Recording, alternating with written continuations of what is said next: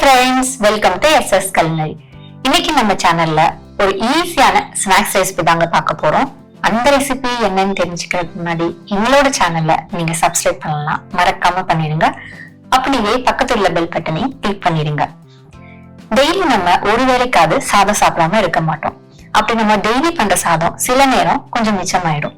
அதை நம்ம தண்ணி ஊத்தி பழைய சாதமா கூட சாப்பிடுவோம் அடுத்த நாள்ல. பட் சில பேர் அதை தவிர்த்து வேற என்ன பண்றதுன்னு தெரியாம யோசிப்பீங்க. அவங்களுக்காண்டி தான் இந்த வீடியோ. அந்த பழைய சாதத்தை வச்சு நம்ம இன்னைக்கு ஒரு ஸ்நாக்ஸ் ரெசிபி பார்க்க போறோம்.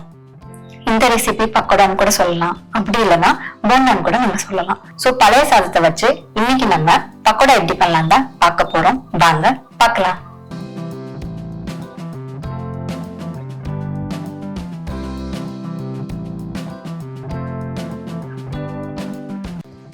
ஒரு பவுல்ல ஒரு கப்பு நிறைய சாதம் எடுத்துக்கலாம். இது கூட அரை கப்பு கடலை மாவு சேர்த்துக்கலாம். 2 பச்சை மிளகாய் பொடியா கட் பண்ணி சேர்த்துக்கலாம். கொஞ்சமா கருவேப்பிலை சேர்த்துக்கலாம். ஒரு 1/4 கப்பு நிறைய கொத்தமல்லி இலைய பொடியா கட் பண்ணி சேர்த்துக்கலாம். 1 கப்பு நிறைய பொடியா கட் பண்ண வெங்காயம் சேர்த்துக்கலாம். 1/4 டீஸ்பூன் ஜீரகம் சேர்த்துக்கலாம். 1/2 டீஸ்பூன் மஞ்சள் பொடி சேர்த்துக்கலாம். 1 டீஸ்பூன் மிளகாய் பொடி சேர்த்துக்கலாம். இப்ப இதுக்கு தேவையான உப்பு சேர்த்துக்கலாம்.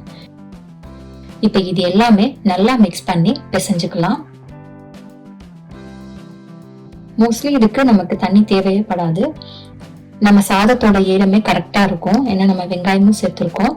சப்போஸ் உங்களுக்கு தேவைப்பட்டுச்சுன்னா லைட்டா சேர்த்துக்கோங்க. ஆனா மோஸ்ட்லி தண்ணி இதுக்கு தேவைப்படாது.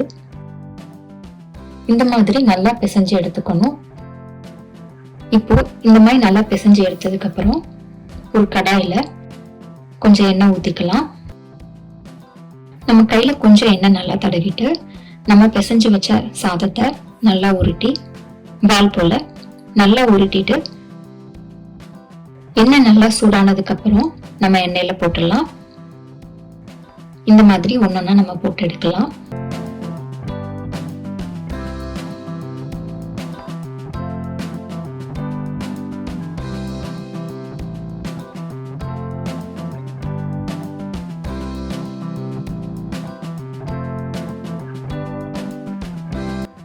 இது ஃபுல் அண்ட் ஃபுல் மீடியம் ஃப்ளேம்ல பண்ணுங்க. ஹை ஃப்ளேம்ல பண்ணீங்கன்னா டக்குன்னு கருகிரும், உள்ள கரெக்டாவே வெந்திருக்காது.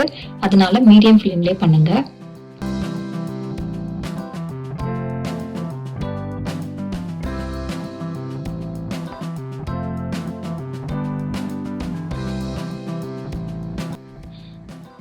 பாருங்க, இப்ப நல்லா குக் ஆயிடுச்சு.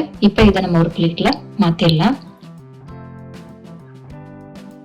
அவ்வளவுதாங்க, டேஸ்டியான ஸ்நாக்ஸ் ரெடி ஆயிடுச்சு. இதை பக்கோடான்னு சொல்லலாம், இல்ல போண்டான்னு கூட சொல்லிக்கலாம்.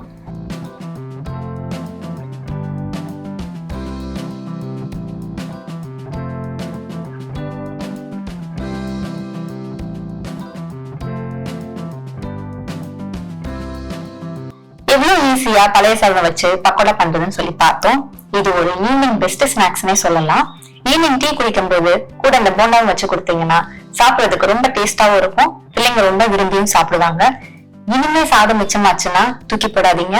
ஒண்ணு பழைய சாதமா சாப்பிடுங்க, அப்படி இல்லைன்னா இந்த மாதிரி ஸ்நாக்ஸா கூட செஞ்சு சாப்பிடுங்க. இந்த டேஸ்டியான ரெசிபி உங்களுக்கு பிடிச்சிருக்கும் நம்புறேன். அப்ப அப்படியே லைக் பண்ணிட்டு உங்க ஃப்ரெண்ட்ஸ், ஃபேமிலி எல்லாருக்குமே ஷேர் பண்ணுங்க. நெக்ஸ்ட் ஒரு டிஃபரெண்டான வீடியோல உங்களை பாக்குறேன். பாய்.